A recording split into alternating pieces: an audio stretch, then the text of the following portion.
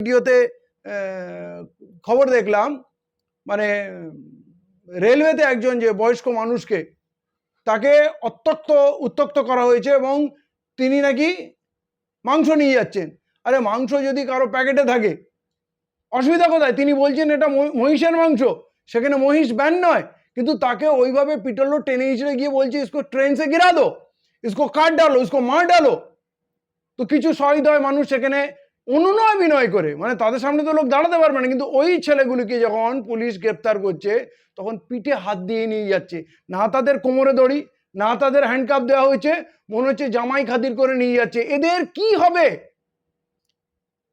এদের কি কোনো বিচার হবে, শাস্তি হবে? এবং খুব লজ্জা লাগছে, ভারতবর্ষের কোথাও কোনাও থেকে দু একজন ব্যক্তি ছাড়া কেউ এর প্রতিবাদ করছে না, কেউ এর পথে নামছে না, কেউ এর বিচার চাচ্ছে না, কেউ এর ক্ষতিপূরণ দাবি করছে না, কেউ অপরাধীর শাস্তি দাবি করছে না। তাহলে এই যে দ্বিচারিতা, নির্ভয়া কাণ্ডে পুরো দেশ উত্তাল হয়ে গেল, রাজধানী উত্তাল হয়ে গেল, এখানে আরজিকর কাণ্ডে পুরো দেশ উত্তাল হয়ে গেল, এখনো কলকাতা অচল হয়ে আছে। তাই এই বৈষম্য কেন? যখন কোনো মুসলিমকে, যেমন আমরা আবু সিদ্দিকির নির্মম হত্যাকাণ্ড, লকআপে পুলিশ পিটিয়ে তাকে মেরে ফেললো, কারো কোনো মানবিক সংগঠনের তেমন মানবিকতা জেগে ওঠেনি।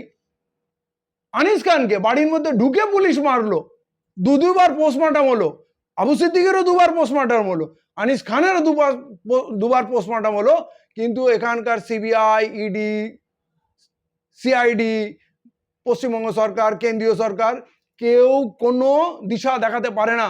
মানে এইটা পশ্চিমবাংলা তথা ভারতবর্ষের জন্য, ভারতবর্ষের মানুষের জন্য গণতন্ত্রের পিলার নড়ে যাচ্ছে।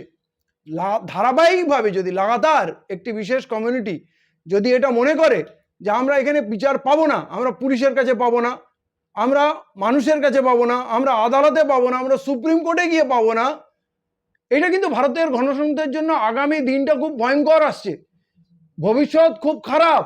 এই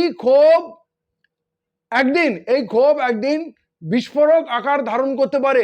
কারণ যদি পুরো সিস্টেম ফেলিয়ার হয়ে যায়, কেউ যদি কোনো জায়গা থেকে বিচারের আশায়, ন্যায় বিচারের আশা না পায়, এইটা কখনো গণতন্ত্র টিকিয়ে রাখতে পারে না। এটা ভারতবর্ষকে ভয়ঙ্কর একটা অন্ধকার যুগে ঠেলে দিচ্ছে।